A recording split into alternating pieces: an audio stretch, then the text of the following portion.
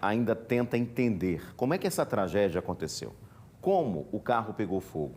As respostas a gente já começou a ouvir aí do especialista, do tenente do Corpo de Bombeiros, mas elas também estão na física, né? Na física mesmo.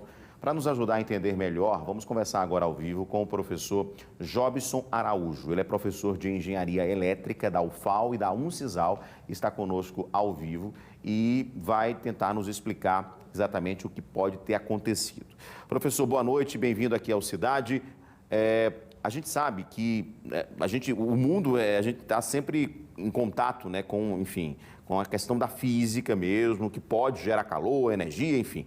Para a gente traduzir para quem está nos acompanhando, né, como é que um carro pode pegar fogo, no caso, inclusive sendo acionado, esse fogo começando pelo corpo de uma pessoa. Boa noite, professor.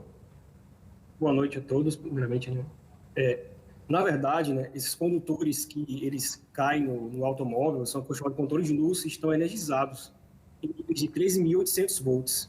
A tensão é muito alta, mas, consequentemente, eles estão transportando uma alta corrente elétrica. Aí o que acontece? Dependendo de onde e como é o impacto, né, desse automóvel no poste, né, alguns metais, ou aonde esses fios estiverem enrolados, pode potencializar, né, a condução do calor, né? E sabe-se que a gasolina, consequentemente, qualquer faiscamento elétrico pode, consequentemente, fazer com que o automóvel, né, ele entre em combustão.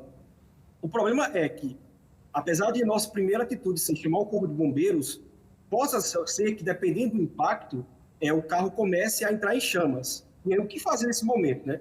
Duas coisas, né, entre aspas, apesar de simples, mas como o próprio Tenente falou anteriormente, tem que ter bastante sangue frio, né, frieza nesse momento. Primeiro, você não pode sair do carro, né, tocando em nenhuma parte do carro. Por quê? O que vai acontecer é o que na física a gente chama de uma tensão de toque, ou seja, quando você toca em alguma parte metálica do automóvel que, consequentemente, está energizado por estar envolvido nesses fios de alta tensão, e seu pé ou os pés estão sobre o chão, essa corrente elétrica de alta intensidade, ela circula no organismo porque ela se desloca para a terra, para o solo. Com isso, esse choque de grande intensidade, né, devido, basicamente, à condução de calor do organismo humano, pode não só causar, e vai causar o choque elétrico provavelmente fatal, como também fazer o corpo entrar em combustão. Então, o que fazer?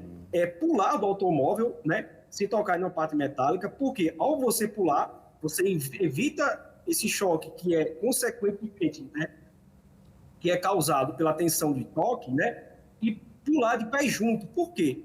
Porque ao estar o pé junto e dar pequenos passos, né, sem abrir os pés, você evita o que chama-se de tensão de passo. Por quê? Mesmo que esses condutores estejam em volta do automóvel, né, ou alguma parte desses condutores também no solo, acredita-se, né, que essa alta tensão, esses fios de alta tensão aí de 3.100 volts, eles conseguem energizar até como se fosse um ciclo de um raio de 25 metros.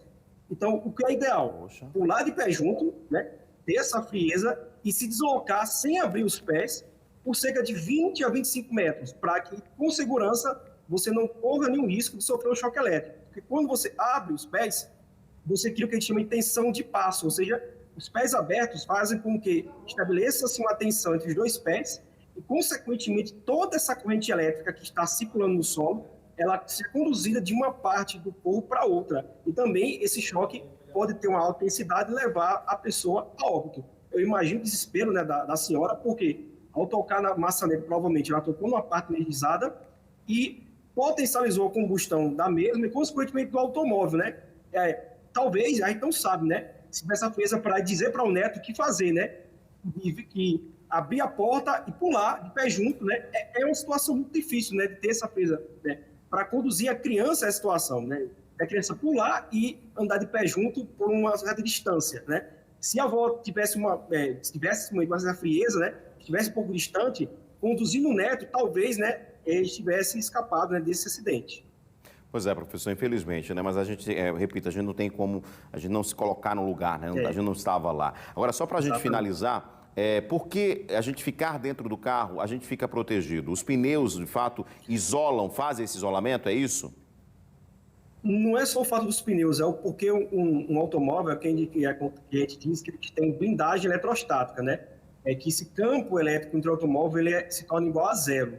Então, dentro do automóvel, apesar de ter essa condução, né, de corrente fora do automóvel, na parte metálica, o automóvel está blindado. Não é necessariamente por causa dos pneus, porque há situações, por exemplo, né, que vocês já devem ter visto, de caçambas que elas podem se deslocar-se e esses condutores, eles encostarem sua atenção e esse choque ser tão intenso que os pneus estouram. Então, não são os pneus que vão proteger o cidadão, e sim o interior do automóvel. Eu até já mostrei aula sobre isso, mostrei algumas das situações em que, nessa situação, eu já vi, né, algumas imagens, né, que nesse momento que os pneus estouram, a pessoa se assusta e ela sai do automóvel, colocando a mão em alguma parte metálica. Ela deveria pular, porque isso pode ocorrer, porque dentro do automóvel, até, né, que vai depender por onde os fios estão enrolados, né, que não causa combustão no automóvel, até que os bombeiros cheguem,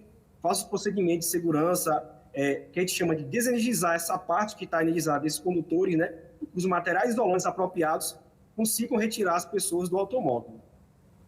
Perfeito. Professor, muito obrigado pela sua participação, pelos esclarecimentos. Né? Claro, fica o alerta, é claro, mas também é importante a gente ressaltar que é uma tragédia, né? Uma tragédia muito grande que aconteceu hoje. Infelizmente, lamentável.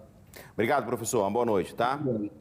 Então, Obrigado, cuidados, dicas importantes, né? E claro que a gente, repito, a gente não julga, a gente não tem como julgar essa avó. Imagina, você, avó, do lado de fora, né, do carro, e você vê o seu netinho pedindo ajuda. Você não vai ajudar?